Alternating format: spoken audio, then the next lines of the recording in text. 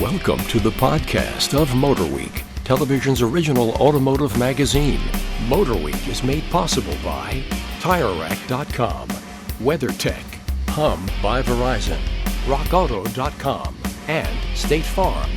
Here's your MotorWeek podcast host, John Davis. And thank you, Alec Webb. Welcome, everyone, to MotorWeek podcast number 183. We're in our Studio C at MotorWeek headquarters in lovely and beautiful Owings Mills, Maryland. Around the table today, four pumped-up automotive guys.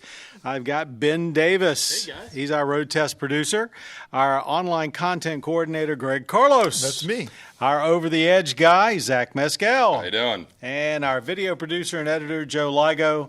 Got my hat. Who's also the Ball producer cat. of the podcast. Nice ball cat. They're just commenting on everybody's wardrobe. We got a viewer question. We have lots of questions. We have Zach's going to tell us what he's been up to lately. We're talking about Ford's biggest, most expensive SUV and also their smallest, lowest price crossover. Where do we start? Let's start with the small end of the game. The 2018 Ford EcoSport, their subcompact entry into the crossover world that's been around for a long time. It's primarily designed to be sold in the Far East in India, and I believe it's made in India. Is that correct? Does anybody remember? I think that's right. I think it might be made in more than one place. But anyway, it's a new entry. It hasn't had much done to it to make it Americanized. Two engines, a 1-liter turbo i3 and a 2-liter i4, which is the one we tested. Okay, let it rip. Well, to clarify, because Greg had to explain this to me, it's called the EcoSport. Oh, I'm sorry. What did I call it? No, you you're right. said it I got right. it. Echo. But if it's EcoBoost, Yes. and EcoSport. Yes, because Don't I ask kept us getting why. I kept getting it wrong, and It's Greg not corrected Eco. me. It's not EcoSport. It's Echo. To start it Yeah. off, it is solid basic transportation, and the one we had was a 2-liter with all-wheel drive. Granted, it was a little cramped inside, and it was about as stiff as a Bored? horse-drawn wagon. But it did have all-wheel drive. And it was very modern. And it'll get them in the dealerships. I'm not going to say that the take rate's going to be huge. If you drive one, then most likely you're going to upgrade to something a little bigger, a little more comfortable. But Like an Escape. it is cheap, so it'll get you in there. And if you like it, good for you. To be fair, we do clamor a lot for just cheap, basic transportation. Now, we specifically call for like base pickup trucks, I think, and then maybe like a cool, sporty hatchback.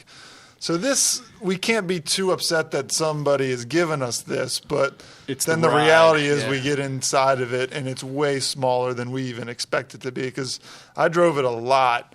And I honestly just got tired of getting in and out of that thing because it's a task. You could overlook one or the other. If it rides rough, that's one thing. True. If it's tight, Yeah, then but that's another. it does have the tech that you want. I mean, for a young person who wants to buy a new car, you live in the city. It has Apple CarPlay, which Ford hadn't had for a while, and they're now just putting it into a lot of their cars. It had a lot of room in the back. I mean, not so much leg room, but when you had the old style flip fold second row seat, but you had actually a pretty big cargo bay. I could definitely see a couple of my Surprisingly friends tall. that live in the city buying that car.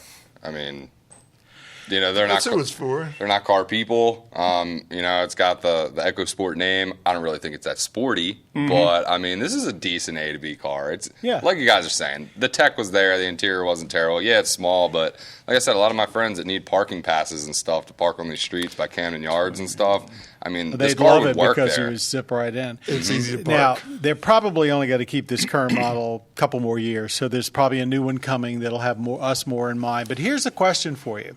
With Ford doing away with traditional cars for almost the most part, and they keep saying we're going to have all these new low-end vehicles with hatchbacks and four-wheel drives and all this to make sure that entry-level buyer has got something to choose from, does something like the EcoSport work in that scenario? If you were a parent and you took your sibling in, or not sibling, your kid in, to look at something like that, is that a reasonable first vehicle? Sure. I think a parent would feel a lot more comfortable with their kid driving that instead of a Fiesta. Yeah, Why? I mean, I think it just the look. I don't know if they're actually going to compare like IHS ratings on it, but I think the look of it looks a little bigger, a little Higher stronger, ground higher ground clearance, clearance. got Sure. all-wheel drive, drive. More or something. It gives the appearance of more room inside. Whether or not it actually does over Fiesta, I don't know. But I think that perceived safety.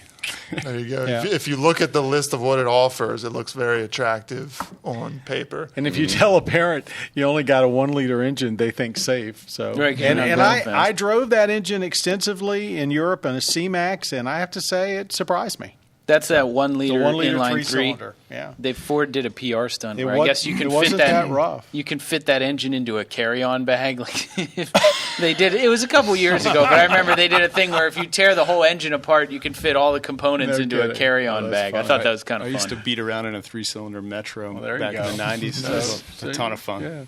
All right, let's move on. Now we go from the smallest to the biggest. Our 2018 Lincoln Navigator, believe it or not, the North American Truck of the Year award winner.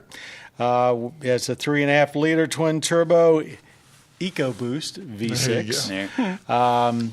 It's pricey, $72,000 and up. It basically is the same as the Expedition as far as mechanics, but very different inside and out. You can know, spec look it up out, to like $100,000. Cadillac, this is your new big contender. Yeah, and you guys got to check out the interior options. Joe was showing them to me when we Yeah, first got that thing in. I'm a little disappointed. The one that we drove was just kind of a basic black leather and wood, pretty. But then you look on the web and you see they have these. They have one called the Yacht Club Yeah. that trim. thing is sick. They're making I wish an we got all-out that. push to it's almost gorgeous. have a custom-built vehicle. Oh, the Yacht Club one has like baby blue leather and like teak wood inserts on the dash, and then they have like a burgundy one on it. It's like horse themed or like wine themed or something. Rich people stuff. Yeah. That's the themes. But the high end You have to interiors own are a sailboat to buy All right, one. let's talk You have about to get something. captain embroidery on your ball cap. What did it drive like? Well, Big. let's just say the seats were super comfortable, by the way. They're just as comfortable as You're they probably look. telling people everything they really want to know about the Navigator.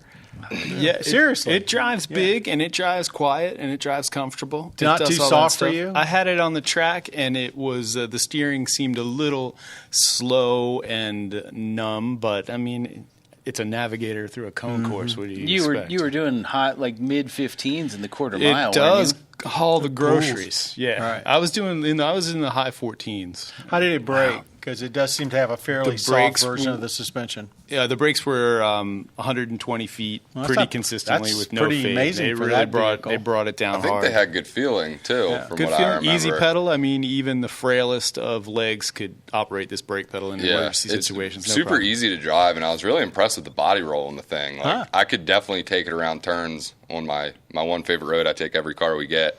Yeah. And I was like, oh, that's not what I thought. It's pleasantly manageable, surprised. Yeah. Predictable, very. Yeah. I know, But it's still big. You know it's big. I know That's for that sure. Cadillac is hurrying up the next Escalade because of it. So Yeah. they're feeling they've already discounting the Escalade $10,000. Call me crazy, and I very well could be. You're but crazy, man. Doesn't the Tahoe have more Ford flavor in it than the Navigator? And the Navigator seems to have more GM flavor in the design.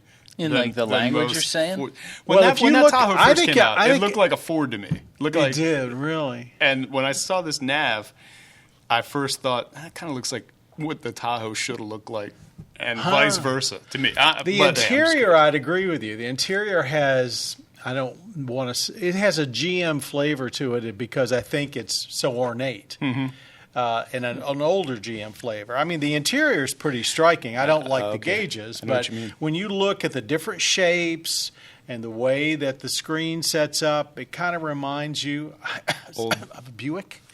Or something old like Delta that. Or an 88s old and Delta stuff, 88. yeah. I gotta There admit, is some kind of throwback I was a little aspect. confused at first looking at it Yeah. because I saw it from afar. I'm like, okay, that definitely caught my eye. What is this? But the And best then- thing is, it doesn't feel like an expensive Ford, right? Like that's what No, they've been I think trying it has so its own hard. character. I think it feels like That's it's a really good different point. brand. Because it doesn't Yeah, just feel like, very good oh, it's an point. Expedition. I paid No. more money for it. Not at all. And Because that's, the that's the Expedition key. They've been does- doing a really good job of differentiating the brand. I think this is by far the best yet. Yeah. I'll get in my one big gripe, and that is we haven't figured out how to bring up any real gauges. All you've got is a pointers for your tack and speedo, and then you got a digital speedo in the middle. You want more we're not info sure if from the we're- gauge there's- cluster. Yeah, I'd like to actually see something. And other it just than a black highlights screen. in the tack. It just kind of highlights almost like, like a oh, ghost you're at image. 2,700. Right. I'm like, I think, hold on, where am I right now? Jags strange, and Land Rovers do a similar thing where like you only see a little bit before and after the needle. It's like a flashlight in the dark kind of thing with the gauges. Yeah. Exactly. That's a very good analogy. I've got a quick gripe to add. I believe it's pretty much the same block as in the Raptor, same transmission. Mm-hmm. In the Raptor, I didn't notice. I noticed a little bit of clunky downshifting in casual driving, a little, but in the Navigator, I noticed it a lot more. And sometimes it's kind of loud, kind of like an old-fashioned Detroit clunk. Yeah, like the clunk that my Tahoe does, my 01 Tahoe. I get a lot of that hard clunk too, but that car's got 180,000 on it. I will say that it is a expensive-looking vehicle, I think. Mm-hmm. The interior is as elegant as anything I've ever seen built in this country. It's giving Cadillac fits, I understand, and so I think they're going to do very well with it. It's also their new concierge vehicle. I guess they're doing a lot of subscription services and concierge all based around extra, it. They get a guy to bring it to your house or whatever. Yeah. And the one thing that stood out to me about it was just the way, like you said, it separates itself, but also it people are buying them like there's no tomorrow. Yeah, they really are. And gas prices are going up, but the Ford put out like a company memo that said that no Ford employees are allowed to buy it for like another 6 months because they're selling every single one they build. Well, it's rated at 23 high weights, which for a vehicle that big is not bad at all. And if you're currently in a vehicle that big, chances are this one's going to 17. This one's going to sip a lot less. All right, 2018 Lincoln Navigator. We're going to move on now to our FY. I mean, not our FYI. Zach is here and he's going to tell us what he's got in store for his upcoming Over the Edge through the summer, and maybe give us a hint of some of the ideas you're looking at for the fall and the new season. Sure. So, first of all, I definitely want to talk about Race of Gentlemen. You guys have heard of that, Wildwood, New Jersey. Mm-hmm. One of the coolest looking YouTube videos I ever came across a couple years ago. And I was like, man, that just looks like fun. So, I mean, it is awesome, just the culture and just everything that goes on there. Everybody's, there to just have a good time. They got a huge bonfire at night, area. And everybody's dressed in the era, 50s, cool pretty much, Neon lights and Indians, old Harleys. I don't think they allow any motorcycles are newer than 1947, might be right, if I recall. And they handpick pretty much who can race. So from what I learned is, racing pretty much, not saying that it started on sand, but especially when they were testing cars, they loved to do it on sand because if something got out of control, they could steer it into the ocean. If, something happened, an explosion, whatever, they could just pick up the pieces once it happened. But that tradition, so did they race on the beach there? They do race on the beach. They do it Saturday and Sunday. The Northeast Daytona. Sure. Yeah. So it's just a different big culture. Vintage race down the beach. Big in New vintage Jersey, race down the beach, but they also have maybe I think they might judge the cars that are there also, and that's the other cool thing. Not a lot of car shows have bikes and cars, so there's lots of 50s and 60s cars there, rat rods, just all that really cool stuff like biker vibes to it, Indians, old Harley Davidson shirts, all that good stuff. So I mean, if that's your thing, then I would highly think about checking that out. I like that there's a minimum age limit. That's kind of cool. Mm-hmm. Yeah, for the bikes especially. And I mean, the cars have to be the same way because in everything I saw, I mean, there was nothing relatively new at all. But yeah, definitely. Well, when you park them next to some of those vintage motels, I mean, they look like a time warp. Yeah. And I don't know, everybody, they're building these motorcycles in their garage. I mean, same with the cars. And, I know they have some guy that comes from Japan, I think it is, every year, so he can race. And it's just, it looks like a blast, man. It makes me kind of want to build up an old Indian or something. What else you got up your sleeve? So we also have, it's called Impact. It's in the Pocono Raceway. Poconos. It's going to be awesome. Been around I think this is going to be the 8th annual year coming up in August. And it's just a huge European car show. But, the thing that I love about it the most is you don't just drive and hard park and get out and talk to your friends, which is half the reason I don't really go to car shows much anymore because I just get so bored, man. Just walking around. I got to do stuff. Walking and looking. You got to move. Yeah. And so they got burnout competitions. They got drift taxi ride-alongs. They got roll races. Do they do anything on the high bank or just use the infield or what? They do. I think the roll races are kind of in the middle of the high bank. I don't really know that they're doing anything. Well, it's not a steep high bank. We used to test. A lot of you guys weren't with the show at that time, but we used to go up there 2-3 times a year. That was one of the tracks we always went to, and it was always cold. I don't care what time of year. Seen it in the retro reviews. It's built in the mouth of a volcano. That's an extinct volcano. So you would be outside the track, and it would be one temperature. You'd be inside the cone of the volcano, which is where the track is, and it would be like 25 degrees colder, and the wind would blow. It's kind of a cool place. Dang. Well, this event's going to erupt. It's going to be sick. All right. Nice.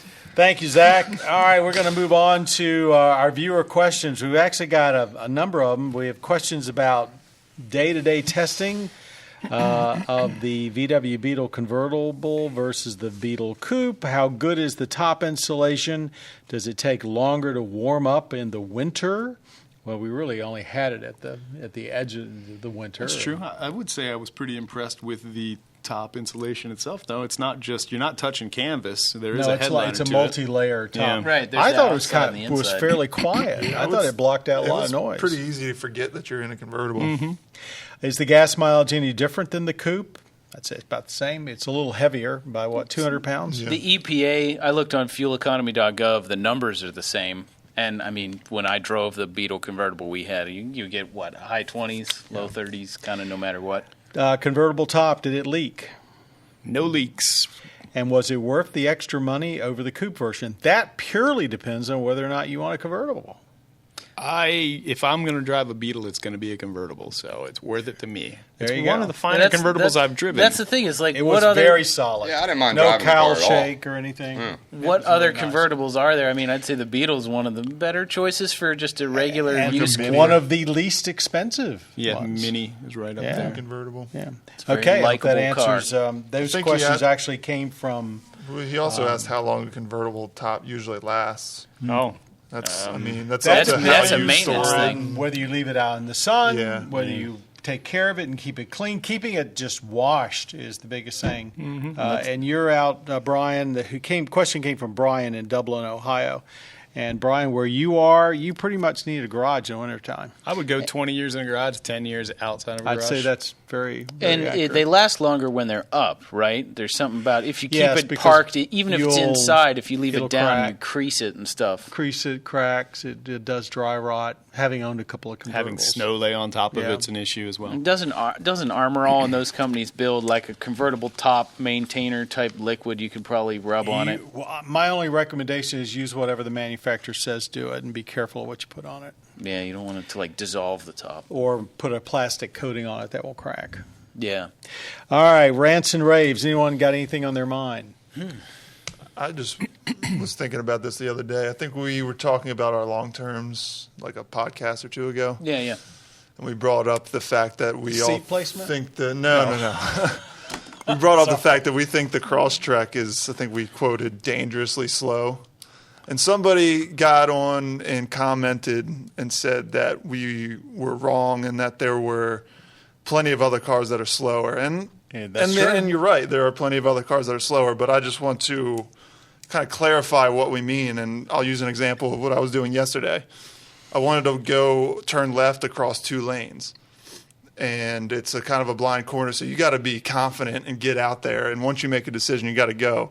And I was in the Crosstrek, and there's something about the way the CVT delivers the power is that immediately as soon as you touch the throttle, you get good power, but then it flattens off immediately. It does. And that's what we mean by dangerously slow. So the numbers might not suggest that it's as slow as it is, but I swear, having driven it, and all of us have driven it, it's less about the numbers. It's more about the actual delivery on a real road. CVTs, basically, you get up to a pretty much preordained RPM level, and then the transmission has to do its thing with the cones and the belts, and that takes time. Yeah. It's some of the same complaints we have about poorly done electronic throttles, and almost every car has one now. We're having the same complaints about e-shifters where there's no real linkage. If you've got somebody coming at you and you need to go in reverse and you put it in reverse, it has to think about it for a half a second before you go. So some are worse than others. For sure. Some are much worse than others. So a lot of this new technology, it saves fuel and maybe it's more convenient, but I don't know. It doesn't react as fast. I just wanted to clarify because I don't want to sound like we're beating up on that engine because we know that engine has power. Yep, absolutely. It's just the way it's delivered in this particular application. It can. The funny thing is, it's probably a software fix, right? Like, you know. Well, yeah, just ask Elon Musk. Right. Yeah. Yes. Oh, I mean, that is one of the biggest things that kind of bugs me about that car, though. Other than that, though, I mean, I really enjoy everything else about it. Can you still get that with a manual? Anybody know off the top of their head? Yes, like in a base. And I think it might even be a 6-speed manual now, too, for Subaru. So you got options. But if you get a base level one, might have a pretty decent price tag then, huh? Probably does. All right, that wraps it up for our MotorWeek Podcast 183. I want to thank everybody that's around the table today and also our audio engineer, Jim Bigwood, who makes us sound much better than we have any right to sound, our podcast creator, Bob Mixter, and again, I mentioned that Joe Ligo here is our producer for the day, and he takes care of the video and audio end of what you'll see online. Let's see, that's it. I guess everyone watch MotorWeek on public television stations across the country. Our website is motorweek.org. Pull down the tab at the top and you can get an accurate and up-to-date idea of where we're seen in the times. But also, if you missed that or you just want to see the show on someone else, go over to the Velocity channel. We're on all the time there, but particularly on Tuesday nights. Thanks, everybody. And for everyone out there, thanks for being a major part of why we all do MotorWeek. You've been listening to the podcast of MotorWeek, television's original automotive magazine. MotorWeek is made possible by TireRack.com, WeatherTech, Hum by Verizon, RockAuto.com, and State Farm. For additional information on podcasts, videos, and showtimes, visit our website at MotorWeek.org. And watch MotorWeek, television's longest-running automotive magazine series each week on your local PBS station.